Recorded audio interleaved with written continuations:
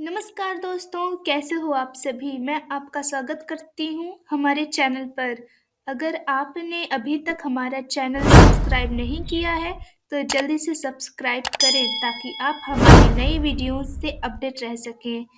अब दोस्तों, मैंने आपके लिए एक बहुत ही बढ़िया रोचक कहानी लेकर आई हूँ, जो आपको हैरान कर देगी। तो जल्दी से सब्सक्राइब करें और कहानी सुनने की शिल्पी घर के काम से फ्री होती तो बोर होती, जिसके बाद उसने घर में ही दुकान खोलने की सोची।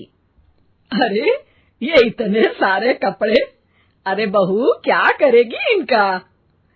माँ जी, मैं घर में बोर होती हूँ, तो सोचा सामने के कमरे में कपड़ों की दुकान खोल लूं। घर का काम भी हो जाएगा और 4 पैसों की कमाई भी। अरे वाह वाह, ये तो बहुत ही अच्छी बात है। मैं भी तेरी मदद कर दिया करूंगी। वाह माँ जी, तब तो मजा आ जाएगा। अब हम दोनों मिलकर खूब पैसे कमाया करेंगे। अब क्या था, सास बहू का काम चल पड़ा। एक दिन अरे राकेश की माँ, सुनती हो? कहाँ चली गई? भूख के मारे पेट में चूहे कूद रहे हैं। अरे नंदिनी, कहाँ हो? भूख लग रही है। पापा कहाँ है माँ? पता नहीं बेटा, भूख लग रही है। आज तो किसी ने चाय भी नहीं पूछी। तभी सास बहू घर के अंदर ढेर सारे सामान के साथ आती हैं और वो भी हंसती हुई। अरे वाह बहू, ये तो बड़ी अच्छी मार्केट दिखाई तूने। बड़ा ही सस्ता सामान था।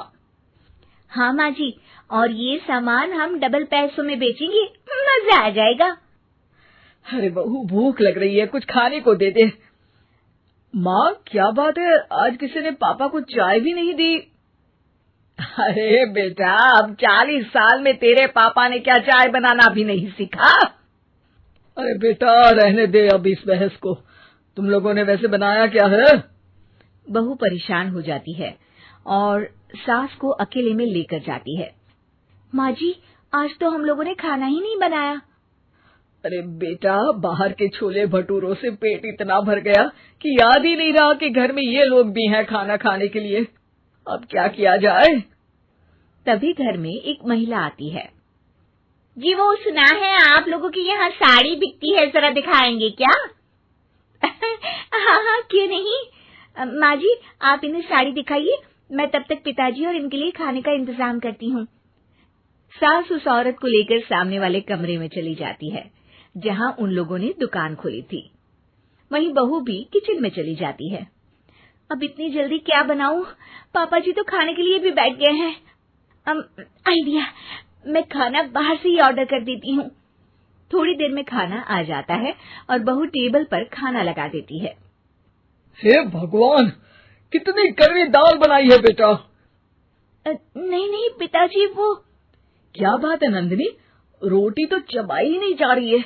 लग रहा है रबड़ खा रहा हूँ। एक तो इतने महंगे होटल से खाना मंगवाया और वो भी इन लोगों को पसंद नहीं आया। तभी सास नोट गिनती हुई बाहर आती है। वाह माँ जी, बड़ी कमाई हुई लगती है। हाँ, मैंने वो 2000 वाली साड़ी 3000 में बेच दी। अरे वाह माँ जी। दोनों सास बहू बहुत खुश हो जाती हैं। मेरे पेट में ना बेटा जोर का दर्द हो रहा है। अरे माँ, क्या हुआ? पेट में दर्द? बाहर का कुछ खाया था क्या? मैदा तो नहीं खा लिया? मैंने छोले भटूरे खाए थे। माँ क्यों खाए? आपको तो पता है कि आपको मैदा सूट नहीं करता। चलिए माँ को डॉक्टर के पास ले जाते हैं। तभी अंदर से पापा की आवाज आती है। हे भगवान, मेरा तो पेट खराब हो गया। सब पिताजी के पास जाते हैं। पिताजी, आपको क्या हुआ? खाना बासी था शायद। अरे पिताजी, नंदिनी जानती है कि बासी खाने से आपकी तबीयत खराब हो जाती है, तो वो ऐसा क्यों देगी, है ना नंदिनी? वो खाना मैंने बाहर से ऑर्डर किया था। मैं और माँ दुकान का सामान लेने गए थे, इसलिए खाना नहीं बना पाए। क्या नंदिनी, दुकान के चक्कर में तुमने तो सारे घर का हाल बिगाड़ रखा है। चलो अब माँ और पापा को लेकर अस्पताल चलते हैं। अस्पताल में जाने पर डॉक्टर कहते हैं, हाँ, इन दोनों को तो एक दिन के लिए एडमिट करना पड़ेगा। क्या? क्यों? पेट ही तो खराब है ना। हाँ, तो घर ले जाइए ना, अगर लग रहा है कि कोई बड़ी बात नहीं है और हम सिर्फ पैसा कमाने के लिए इन लोगों को एडमिट कर रहे हैं। नर्स, जरा इन लोगों को बिल तो दे देना। चलिए, मैं आप लोगों को पैकेज समझा देती हूँ। जब बहू के हाथ में बिल आता है, हे भगवान, 60,000 रुपए! इतना तो मैंने कमाया भी ना था। अब समझ गई कि कमाई के चक्कर में घर के लोगों की सेहत के साथ मैं खिलवाड़ कर रही थी।